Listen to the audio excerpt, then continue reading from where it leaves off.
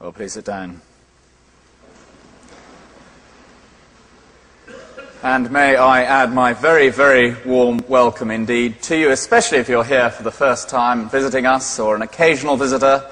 A very warm welcome to St. Helen's. I hope you have a tremendous Christmas, and we look forward to seeing you again in the new year. 10 days ago, roughly 10, maybe 12 days ago, I was on a train up to Sheffield, and the man opposite me was reading a copy of the Sun newspaper. Now, the Sun is not a publication I am in the habit of subscribing to.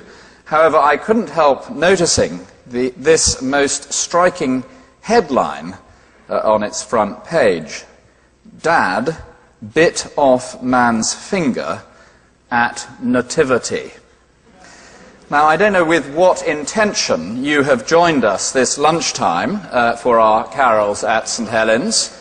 To any who are in any sense apprehensive, may I assure you that our first aid department is first class, and that to date all our Christmas celebrations have proceeded without incident.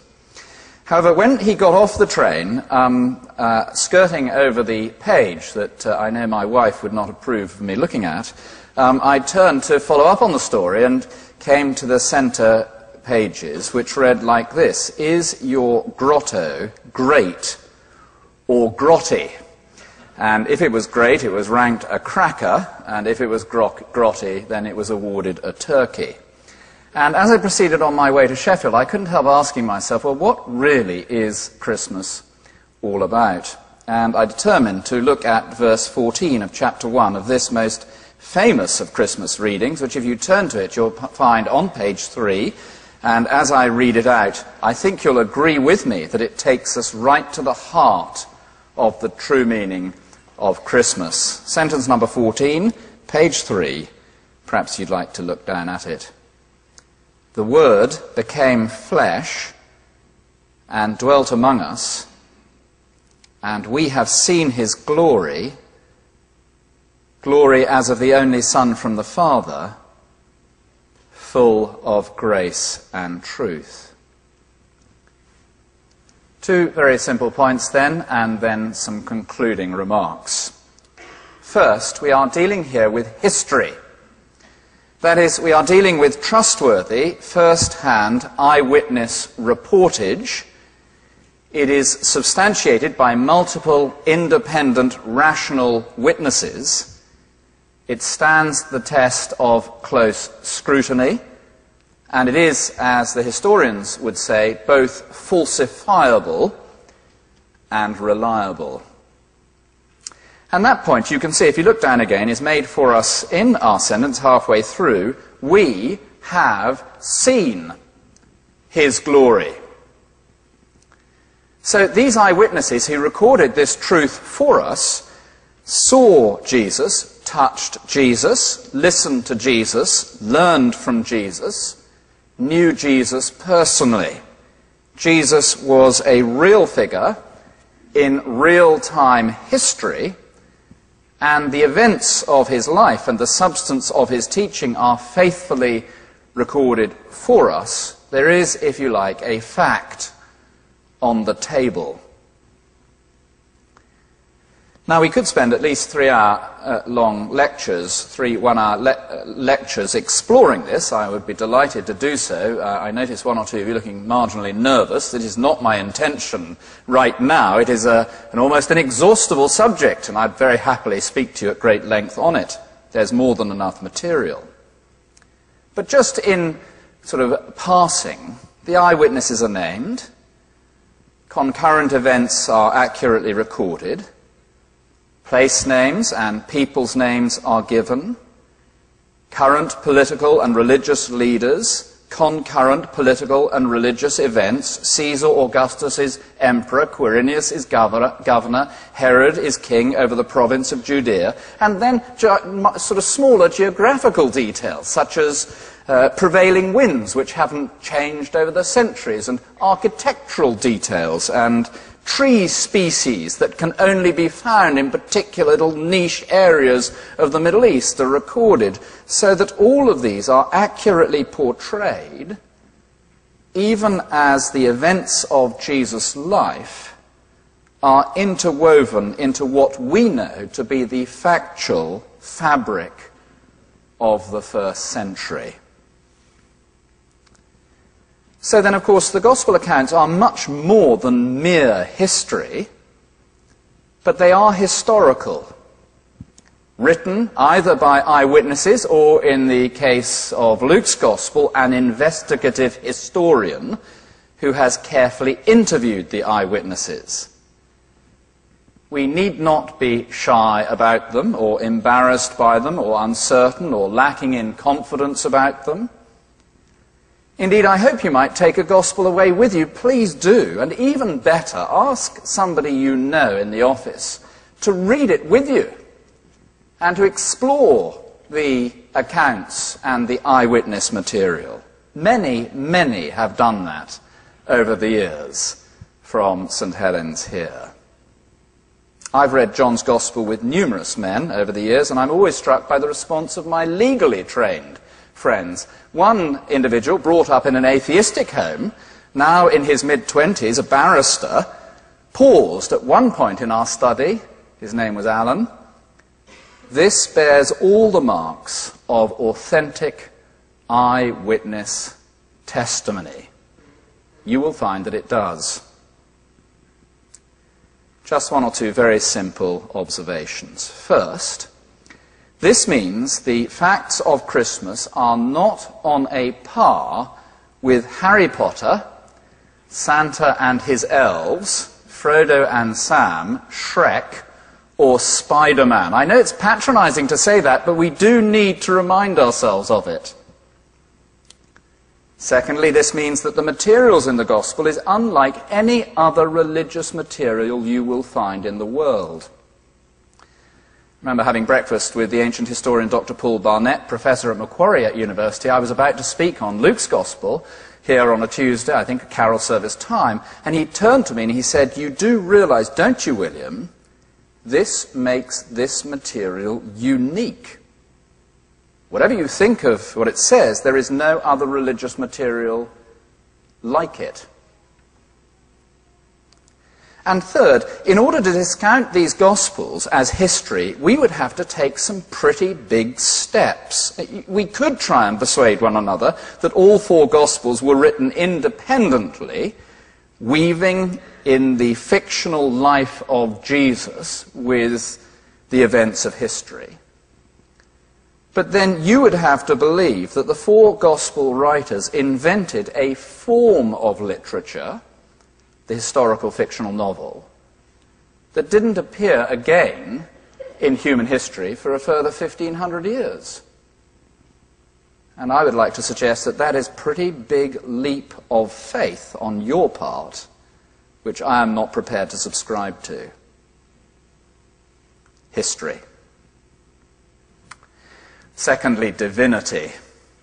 I want us to analyze now that intriguing title given to Jesus in the first three words of our sentence. So if you would glance down again at sentence number 14, I take it we're all involved in the business of analysis. I hope you are, given that you carry some of my future finances, some of you, involved in the business of analysis. And I'd like us now to analyze the first three words of verse 14. And the Word. Now that title, the Word, is introduced for us in the first three sentences of the most famous of readings there at the top of the page. In the beginning was the Word, and the Word was with God, and the Word was God. He was in the beginning with God. All things were made through him, and without him was not anything made that was made. Now, do you notice what our writer has done? Sentence 14 connects the massive claims of the first three sentences with the historical figure, Jesus of Nazareth. The Word became flesh, and literally it reads, pitched his tent amongst us. Notice the third person singular. He, his dwelling, his glory, he was with God, so that we are dealing with the person of history, Jesus. He is the Word, and the Word who was with God in the beginning, who was God, who made all things, without whom was not anything made that has been made. This Word of eternity entered into human history, pitched his tent amongst us, was witnessed and touched and heard and known. No wonder then they marveled at the wisdom of Jesus, trembled at the power of Jesus, were humbled by the purity of Jesus, and worshipped at the feet of Jesus. Now, once again, we could spend many hours on this. Books and books and books have been written on it. But again, you will not find this claim of God himself descending into the world anywhere else in any other religion or philosophical system available to man. It's unique. And it explains why Jesus behaved as Jesus did behave when he grew up in his public ministry. How could he turn water into wine? How did he heal those on the point of death? How could he feed 5,000? How did he walk on water and calm the raging sea? Where did his power over evil come? How come he was raised from the dead? Why did angels sing their chorus of praise? The Word became flesh. Why were the shepherds filled with joy? Because he came and dwelt amongst us. Who brought the wise men from the east? The Word became flesh and made his dwelling amongst us. We have seen his glory. Why did Mary ponder and wonder and worship, full of grace and truth? You know, one or two of my more fundamentalist, secular friends sometimes suggest that it is unreasonable to believe that Jesus was God because as scientists they will not allow that supernatural things could happen.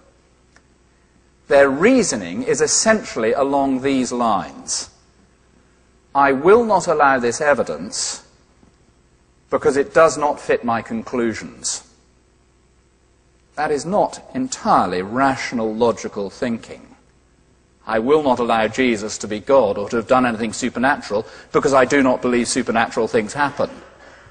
That's just bad science.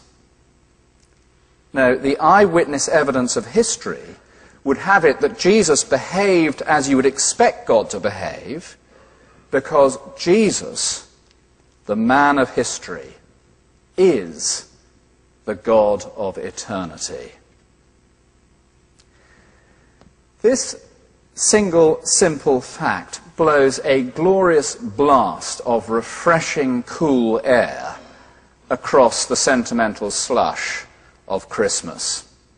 Now, please don't get me wrong, I love all the trimmings that surround Christmas, and I have the reputation in our family of being the most excited on the 24th of December. Indeed, one year, one child heard Santa's sleigh on the roof of our house. And let me tell you, it could equally have been me. I get tremendously excited about Christmas. In fact, I've done my Christmas shopping, finished 10 days ago. Thank you very much. I was up in Oxford Street, the Salvation Army band was playing. I even like Slade's Merry Christmas, Everybody, and Bing Crosby Does It For Me. When I was in Piccadilly, I popped into Fortnum's and picked up what I think is the present of the year as a little extra for my father. And if you are still searching around for this sort of thing for the man who has everything, edible scorpion pickled in vodka.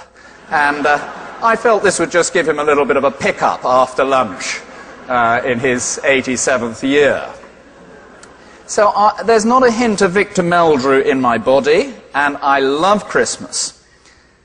But when it comes to the true meaning of Christmas, this captures it perfectly. The Word became flesh and dwelt among us. We have seen his glory.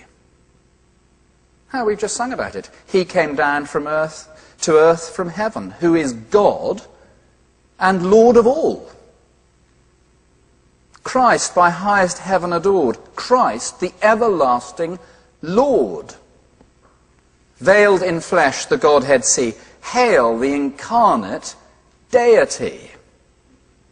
It's lovely to hear of our friend's first Christmas on the video, wasn't it? I remember my first Christmas. We were farming at the time, animals to feed, up at 6, 5:30, something like that, out into the starlit sky. For the first time, able to say as a 19-year-old now, as a Christian, God came down to earth so that I can know him personally, with confidence. We must close. A couple of concluding remarks. They will be slightly longer than usual conclusions, but brief. First, may I wish you a very happy Christmas indeed. I hope you have a tremendous Christmas, and I hope you have a very good New Year as well, full of joy and happiness.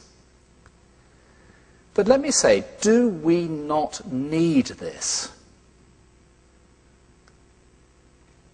As the once Christian fabric of our Western European culture unravels under our secularist masters, do we not need to reconnect with the Word made flesh, full of grace and truth? Let's be clear, this is not moralism. This isn't the Prime Minister on Saturday morning saying we all need a bit of Christian behaviour. This is grace. And grace is the most wonderful 5-letter word in the whole of the English language. It means being given things that we don't deserve. We have seen his glory full of grace. God entering into the world to give you and me something we simply do not deserve. A relationship with our Creator. Do we not need that? He made us. He knows you through and through. He loves you. Full of grace.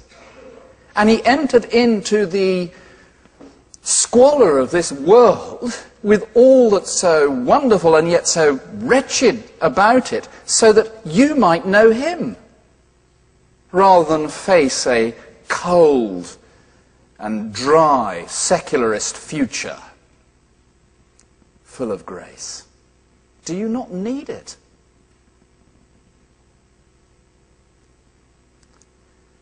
And full of truth. This is not moralism, it's grace. This is not relativism, it is truth.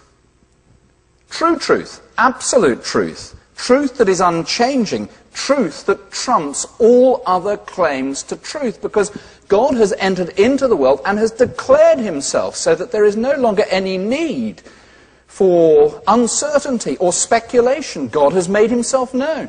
There is no longer any excuse for that most wretched of conditions, agnosticism. God has declared himself. You don't need to be ignorant anymore.